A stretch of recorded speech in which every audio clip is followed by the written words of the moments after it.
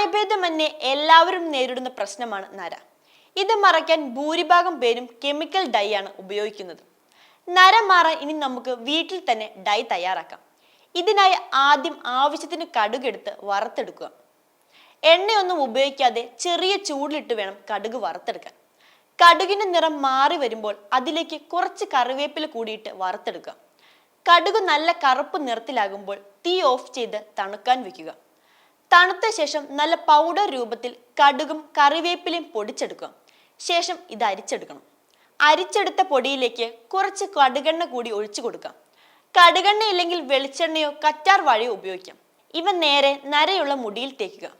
പെട്ടെന്ന് എവിടെയെങ്കിലും പോകണമെങ്കിൽ ഇത്തരത്തിൽ നര മാറ്റാൻ കഴിയും. അല്ലെങ്കിൽ ഇത് കുറച്ച് എണ്ണ കൂടി ചേർത്ത് തലയിൽ നല്ലപോലെ തേച്ച ശേഷം 20 മിനിറ്റ് കഴിഞ്ഞ് സാധാരണ ഷാമ്പു ഉപയോഗിച്ച് കഴുകി കളയാവുന്നതാണ്.